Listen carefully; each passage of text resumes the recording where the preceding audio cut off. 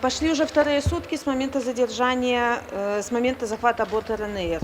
Блогер и активист Роман Протасевич задержан, и мы до сих пор не знаем, где он и в каком состоянии. И есть очень большая вероятность того, что в эту самую минуту он подвергается пыткам со стороны работников спецслужб. И вместе с ним была задержана его девушка София Сапега. Ей 23 года, она летела тем же рейсом. Мы уже знаем, по крайней мере от родственников, что ее доставили на Окрестино. София гражданка России, и правозащитники сообщают, что российский консул отказался оказывать помощь в ее деле. И страшно представить, что пережили вчера и переживают прямо сейчас Роман и София.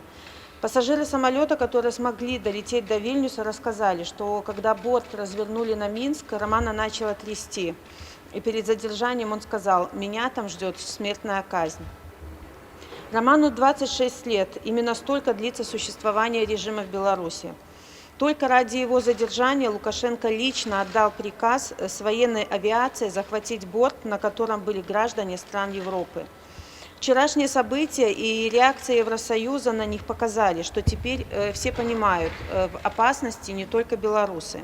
Свершился акт государственного терроризма, и теперь под угрозой будет любой пассажир гражданского судна, пролетающего над Беларусью.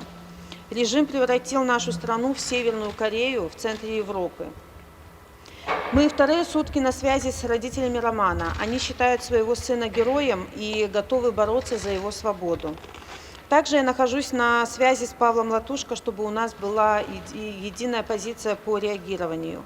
У правительства Греции моя команда запросила о том, что происходило в аэропорту Афин, поскольку менеджмент Ryanair заявил, что в самолете могли быть сотрудники спецслужб. И к тому же сам Роман перед отправкой передавал, что за ним велась слежка. Также мы находимся в контакте с министрами Ирландии и Польши, правительством Литвы. Сегодня вечером у меня будет звонок с представителем администрации Байдена. И только что мы провели звонок с верховным представителем Евросоюза по внешней политике и безопасности Жозепом Борреллем. Мы обсудили с ним дальнейшие действия по этой ситуации. Мы настаиваем на реакции международного сообщества, введении новых санкций, исключении Беларуси из Международной организации гражданской авиации и запуске расследования, чтобы все виновные понесли наказание. Также мы призываем приостановить членство в Беларуси в организациях типа Интерпол, поскольку режим использует свое участие в них в политических целях. Надо сказать, что мы не остановимся на полумерах. Роман Протасевич, София Сапега и все заключенные по политическим мотивам должны выйти на свободу. Но важно помнить, что остановить комплексно-политический и гуманитарный кризис в Беларуси смогут только новые президентские выборы в этом году. Это все. Если есть вопросы, пожалуйста. Нет.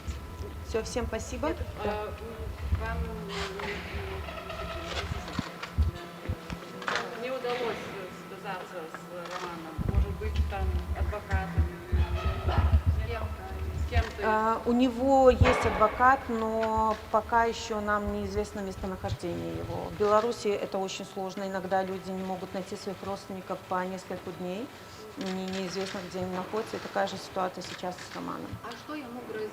Смертная казнь, там 12 лет тюрьмы, там разная информация. Вот у вас есть? Знаете? Вы знаете, в условиях режима сложно прогнозировать, что грозит людям, потому что Роман в списке людей, подверженных террористическим актам, как бы и я в этом же списке, да, но это ничего не значит. Они что захотят, то и нарисуют. Известно ли, что предъявлено София? Нет, еще пока неизвестно. Спасибо большое.